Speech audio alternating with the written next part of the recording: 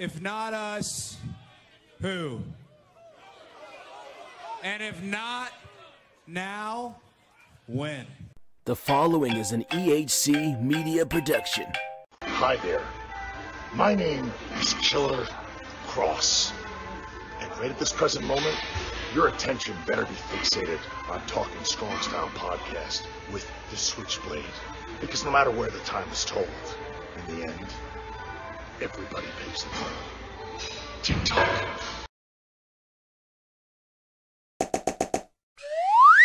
Hi everyone, Ibeza here, and just want to let you know about my two YouTube channels that you might like. First, I have a WWE related channel. I play WWE games, I talk about WWE, the real product and all that sort of stuff. And the other channel, I just play a wider variety of games. The links are in the description of this video, so please head on over and check me out. Thanks very much.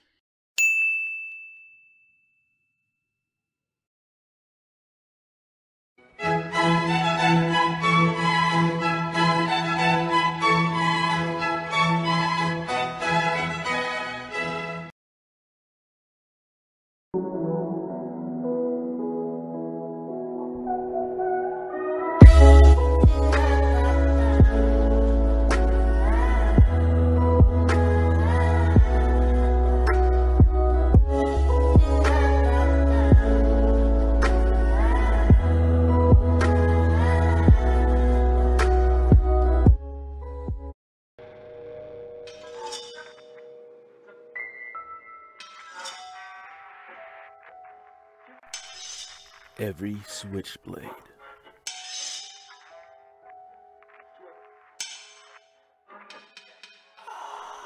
needs his switch babe.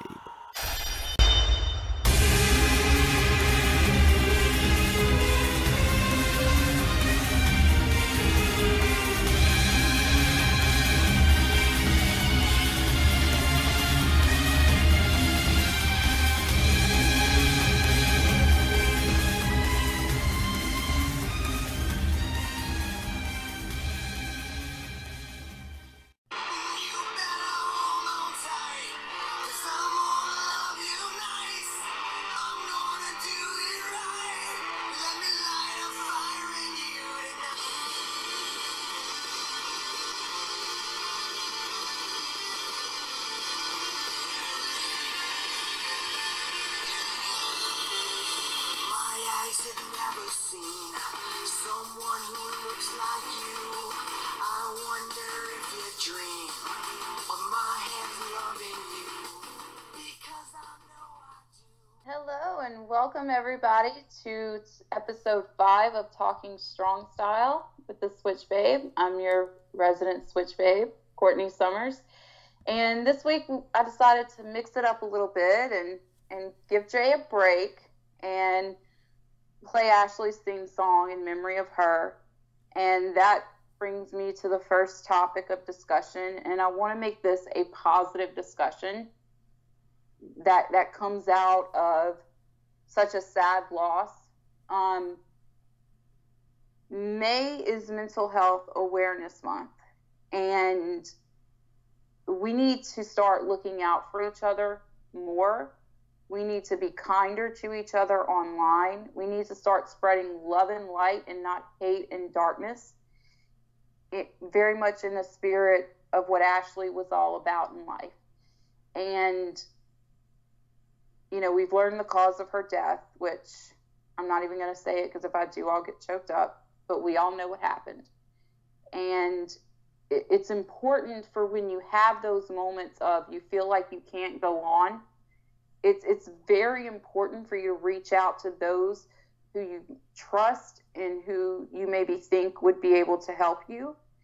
And on that note, my DMs on both my accounts, my podcast account and my personal account on Twitter, are always open 24/7. And I only sleep like 4 hours a day because I'm a insomniac like no other. It's why New Japan is so awesome for me, because it's in the middle of the night. And if you're ever feeling like really down and you feel like, you know, like life isn't worth living, shoot me a DM, and I will talk you. I will love you through it, because if I can help one person the way that Ashley helped me whenever I was really down, then it's all worth it. It's all worth it at the end of the day. And also, look out for your really strong friends, because the ones who act the strongest sometimes go through the most struggle. And Ashley is a case of that, because Ashley was a very strong, bright, bubbly person, and she was struggling. So you never know what someone is going through, and that's why we need to be kinder to each other. And just keep that in mind. And like I said, DMs are always open. And another thing about Ashley is her daughter Lexi needs to go to college, needs to get a good education. And Lillian Garcia, you sweet, beautiful soul, she has started up a GoFundMe for Lexi, Ashley's daughter, to make sure that she gets a good education and can go to a good college and she can be a success in life. I've already donated to the fund, and several other former talent and former superstars and current superstars even, and their families have donated to this GoFundMe. And I will post a link to that GoFundMe on the @SwitchBabePod Twitter, for if you feel compelled to, if you want to donate what you can. Every little bit helps, and that's really important, that we, in her absence, we can now look out for Lexi for Ashley. And that to me is a beautiful thing. And I applaud all the other Squared Circle sisters who have rallied behind Lexi, have rallied behind Ashley's memory, and have done this beautiful, amazing, awesome thing. And I just want to say once again, I know last week I was really choked up, and today actually I kind of got the ghost nudge from Ashley in a big way. Trish Stratus is one of my heroes, and I actually sent a reply under the GoFundMe link that she posted, and she thanked me for it. And I was like, I see you, Ash. I see you. You know, like, that was kind of like my confirmation that she is at peace. She is okay. She knows Lexi is getting looked after. She knows Lexi is getting taken care of. And so now I'm focused on more in Ashley's memory, spreading more love, spreading more light, and spreading more joy in this world, because there is too much hate, too much darkness, too much of troll culture, and we just need to be kinder to each other. So now that we're done with the heavy stuff, let's move on to something a little bit more fun. This week on Impact Wrestling, or last week on Impact Wrestling, we had a battle royal where Disco, you dirty bastard, you won somehow. We had a dog collar match, or a demon collar match, with Rosemary and Sue Young. That was amazing. And the highlight of the show for me, we all know where this is going, was Killer Kross versus Eddie Edwards. And that match was awesome. And then what was even more awesome is what happened afterwards, where Kross zip ties Eddie to the ring ropes and then proceeds to act like he's going to whack him with the kendo stick, but then he doesn't, and then just breaks it across his leg, snaps it clean in half. And everybody on Twitter collectively went, a la South Park, oh my God, he killed Kenny. And that, to me, like, I don't know what this says about me as a person. I have a little bit of a dark side sometimes. So that to me was just hilarious. And it gave me like the first laugh I'd had in days, you know, coming off the loss of Ashley. And it just, that was one of those brilliant moments, you know, the psychology and the way that they both acted in that segment after that match was just brilliant. And another amazing performance from Killer Kross. And, you know, I know things were really interesting last week for Impact with, you know, word of Kross and Scarlett wanting releases and then the contract snafu with Jordynne Grace. But I hope that maybe Kross and Impact can come to an agreement where he does get a better deal and they start pushing him more as a title contender, because he deserves that. Because I've been observing, like, I'm a person who observes numbers and data and everything else when it comes to ratings and who's really over and who really isn't. And what I noticed is viewership during that Kross and Edwards match went up on Twitch. So that tells you that Kross is a draw. There is evidentiary support to back up the fact that Killer Kross is a draw for you, Impact. So I would hope that you would see him for the draw he is and give him that world title shot, because he deserves it. And there was a snafu with Impact where 25 minutes of the show was lost to commercial on Pursuit. And that to me says that Impact needs to try to move networks. I know that you've got it easy right now because Anthem owns Pursuit and it's an easy deal to have. But, you know, at this point you need to strive for more and strive for better. And that's all I ask of you, Impact, is just strive for more, strive to be better. And, you know, like they locked Jordynne Grace down for a multiple year contract. There is still, you know, no word on the status officially of Kross or Scarlett Bordeaux. So, you know, like, make this work with your talent and just strive to be better. Because I've been seeing this trend for a while that Impact will have these moments where they peak and then they just go back down, and it's like a graph or like a chart, and like it's a steady decline. The way to reverse that is to get a better TV deal and to push the stars that you have that are your draws. And that is my only advice to Anthem and my only advice to Impact Wrestling, is just strive to be better and let's stop that regression. Let's stop it in its tracks, because Impact is a great place for people who don't want to go to WWE to work. It is an awesome place for them to work. They have so many great and talented stars there that, you know, I don't want to see the day that Impact shuts down, because there are a lot of people that I personally care about that work there, and I don't want to see them lose a place to work. So just do it a little bit better. Okay, Impact? That's all I ask.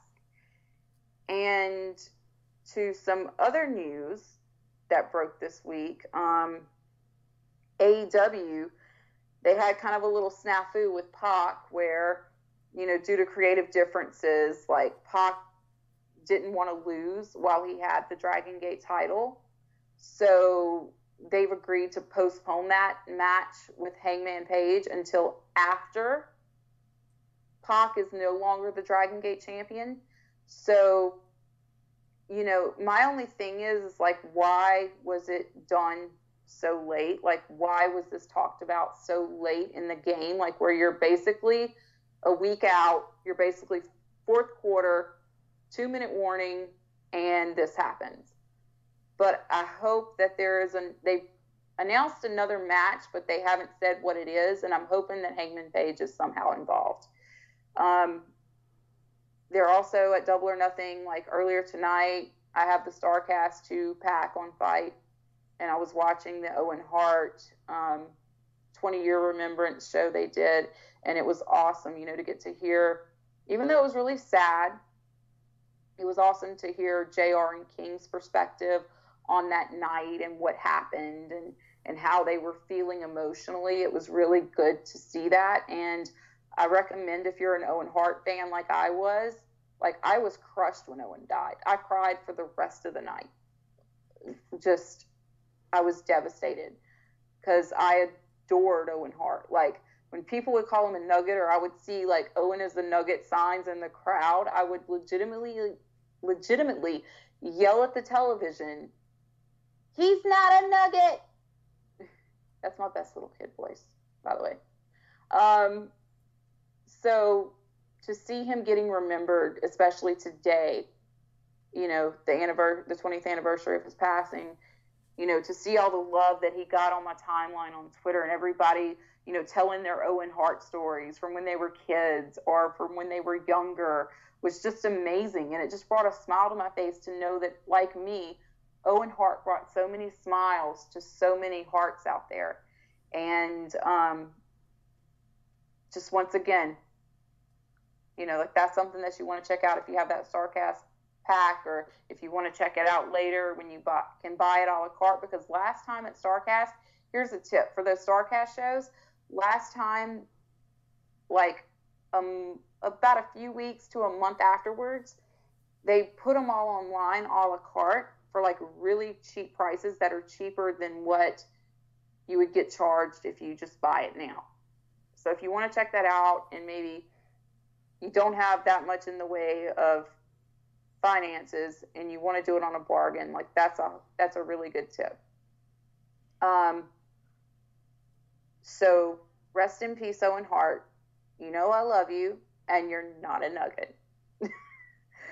So let's talk about Double or Nothing and what this means for the industry as a whole. This, to me, means that we're on the brink of a new age and a new era in wrestling. Like, now it should no longer be about anti this federation or anti this promotion or anti anything. It should be that there is so much wrestling content that you can choose what you want to watch. Like, there is no need. Like, if you're miserable with main roster WWE at this point, there is no reason to put yourself through that 5 hours of heartache every week when you can watch, you know, Wrestle Circus. You can watch GCW, Noah in Japan, New Japan Pro Wrestling, Ring of Honor, Impact, and now coming up soon in the fall, we're going to have AEW on TNT. So what I'm trying to say is there's no need to just relentlessly rant and complain about something that you don't like when there is something out there for you. And I think that that's the beautiful thing, that what AEW has kind of brought to the forefront is this alternative scene to have whatever type of wrestling content you want. And they basically have, you know, something for everyone on that card, which is amazing.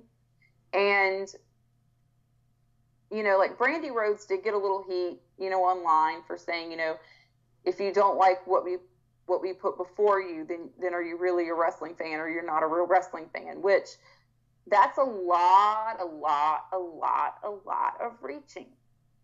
Like me, I say to, you know, people, I'm like, if you don't like chocolate, then you really don't like candy. You know, like, it's in that same vein. It's not meant to be taken seriously. It's not meant to be taken to heart.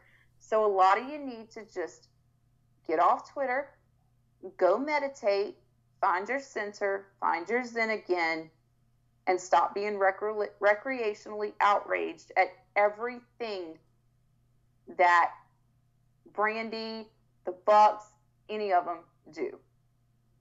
Because we just need to focus on the best for everyone in wrestling. And another place for talent to work is what's best for wrestling, because we have so many talented independent wrestlers who are not contracted to a major promotion out there, that AEW is there chance now to maybe get that spotlight that they wouldn't otherwise get. So everybody, let's just take a chill pill and let's just see how Double or Nothing goes, because I think Double or Nothing is going to be amazing. Jericho versus Omega is going to be fire. Just, focus on enjoying this weekend. And then afterwards, if you decide that Double or Nothing wasn't for you, then fine, it wasn't for you. Watch whatever else you watch, whether it be MLW, Impact, New Japan, Noah, GCW, Wrestle Circus, whatever you watch, just go back to that. You don't have to like it.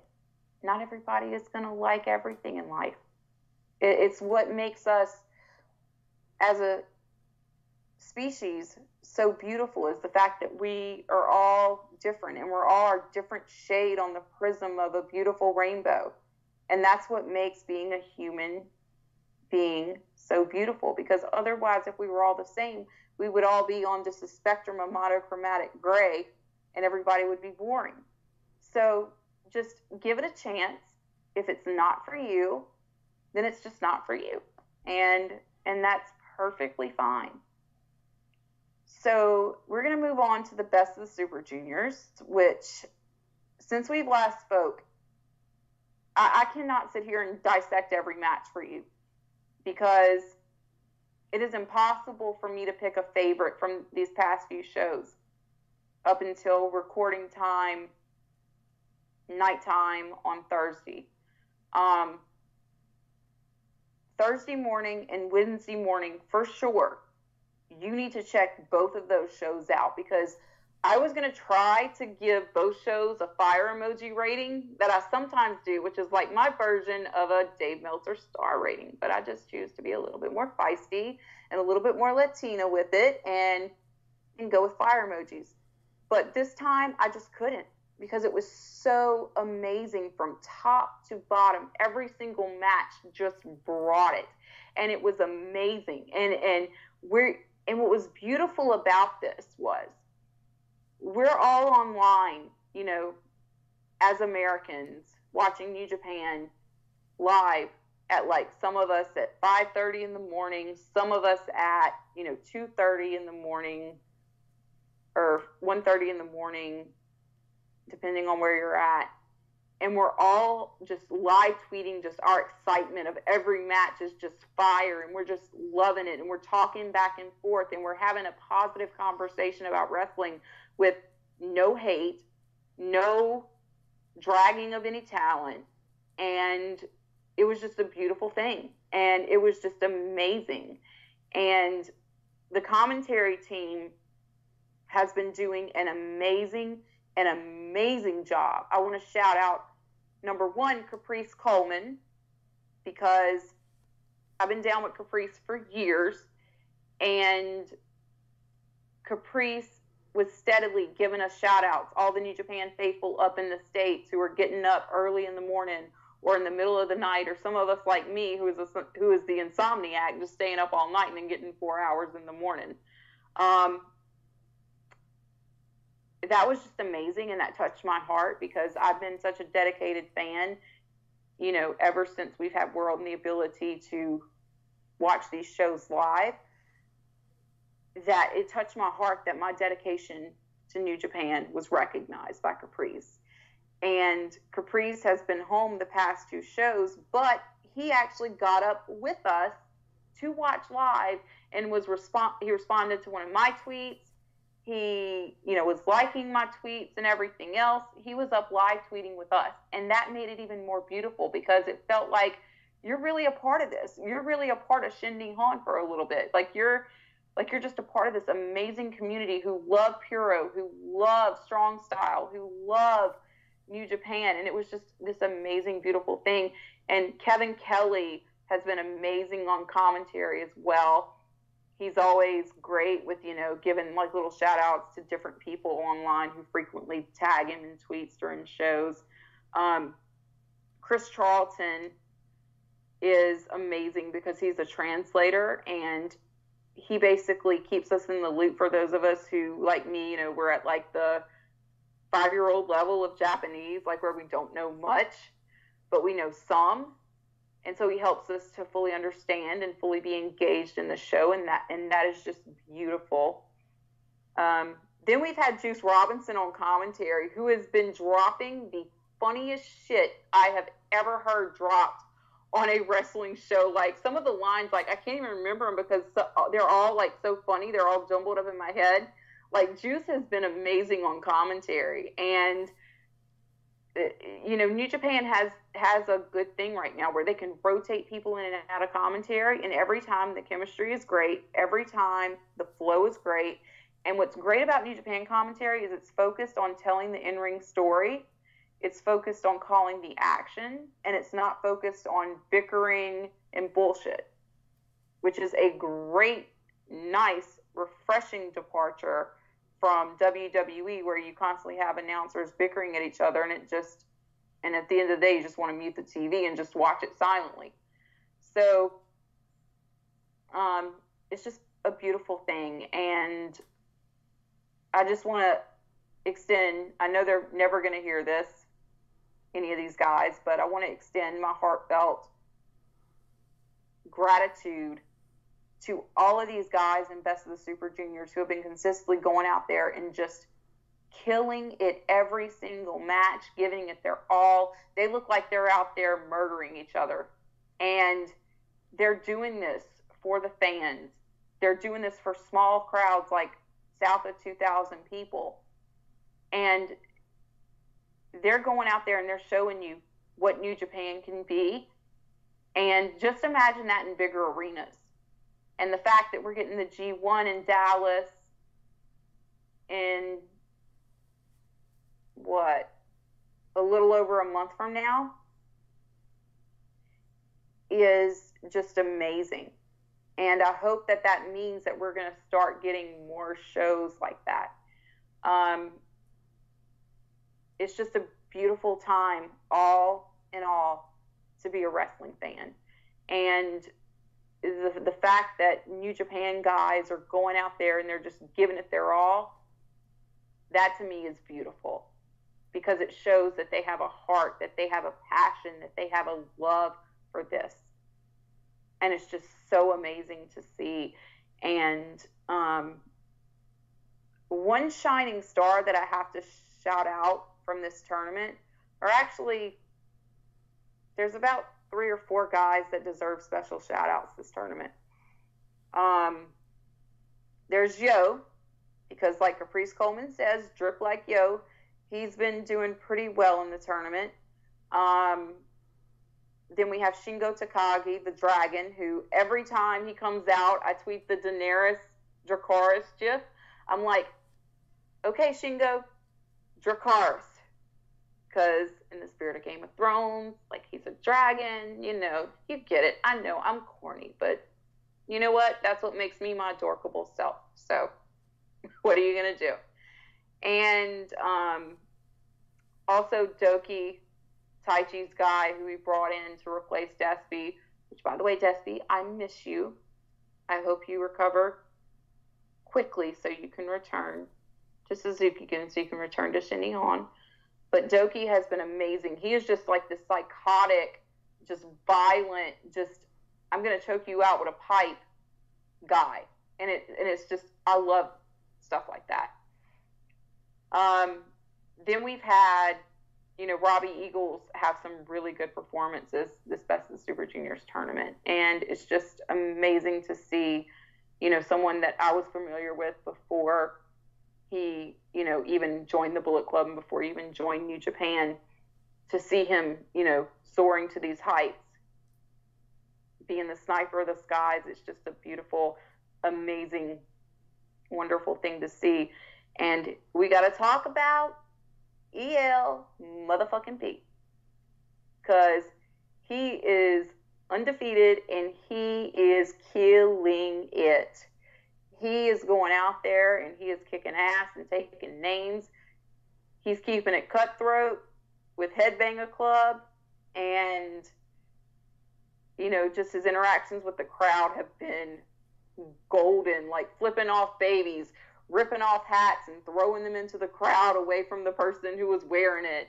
Different moments like that just add to that heel work, and it's just amazing to see. And he is just so damn talented, you know, walking the top rope with ease like it's nothing. He's just been fire. And I'm getting to have my I told you all moment, like when everybody was like asking me, like, ELP, like, do you know him? Do you know about him? And I'm like, yeah, you're gonna fucking love him. And guess what? Everybody does. So I told you so.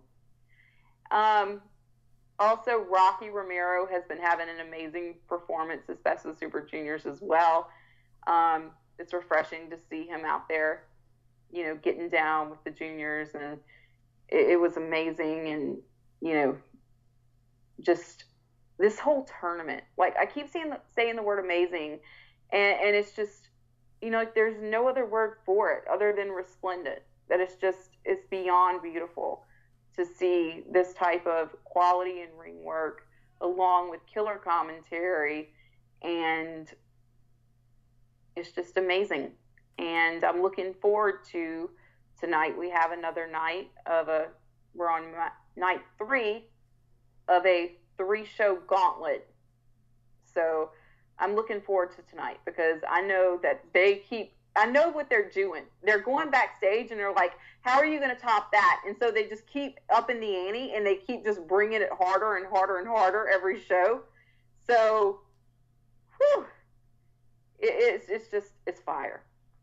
And I'm just so happy to see New Japan doing so well.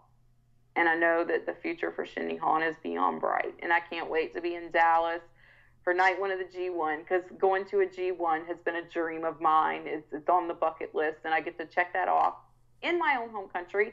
I don't have to take like a gajillion-hour flight to Japan. I can just, you know, get on a flight, be in Dallas in an hour, and enjoy the show. And I'm hoping to get to go to the presser. I'm hoping to get to go to the meet and greets, and we'll see who they announce. They've so far announced, I think, Naito, Ibushi, and Liger. And I think they're going to announce Jay and Okada later, because there was a pulled tweet that listed them. So I think they're just slowly rolling out those names to promote it. And we're just crossing fingers that that's the case, because I really want to see a Kiwi again. So, phew, that was a lot to get through this week. A lot of stuff is going on in wrestling. It's just, like I said, an amazing time to be a fan. And there is no need to be negative. There's no need to just watch something just to rant on it. There's no need to, you know, if you don't like main roster, to just keep putting yourself through that. You know, there's plenty else out there for you to enjoy. And you know, let's just focus on that positivity a little bit more. And like I was discussing earlier in regards to mental health, let's be positive more online. Like, let's spread a little bit more love online, because Courtney Rush, or Rosemary, my demon mother, because I am a happy little demon hiveling. I adore Rosemary. I adore Courtney Rush. And she has taken on the trolls. And she is not putting up with their shit anymore. And I applaud it. Because these people need to be called out on their just spread of hatred and I care not for your feelings attitude. We need to be more empathetic as a human race.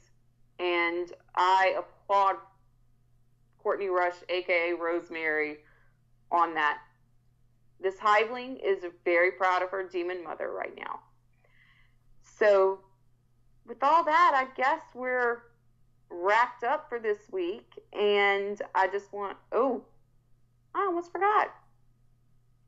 Shame on me, I almost forgot. Ask the Switch Babe. So, let me go into my podcast account and look at that thread, and let's pull up the questions that we got this week.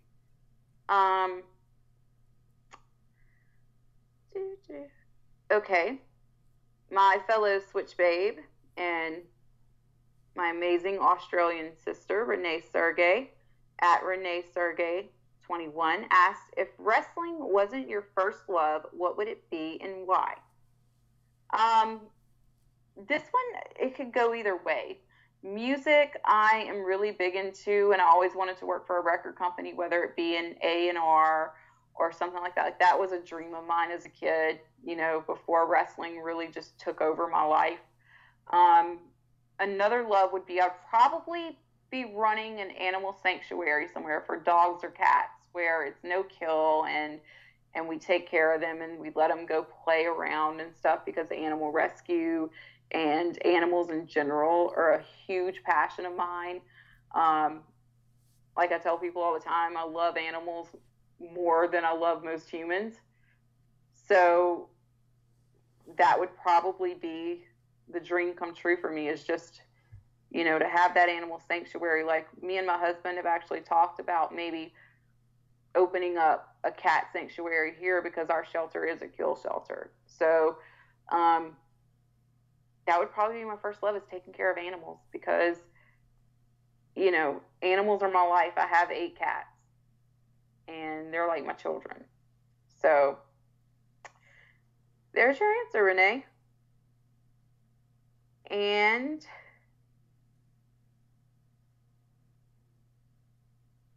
we have another question from my buddy Zachary Shiloh at Zach Shy 130. Hey, little lady. Hey, big guy. Given the results of Money in the Bank, how do you feel about Brock Lesnar stealing the win?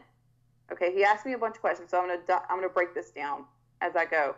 How do I feel about Brock Lesnar stealing the win? I think it's bullshit. I think that he hasn't done really anything much at all lately.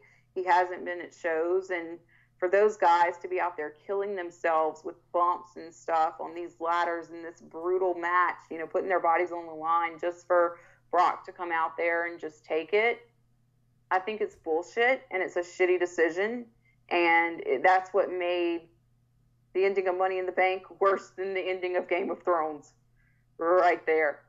So that's how I feel about that. And if Brock faces Roman again at SummerSlam again, what would be your reaction?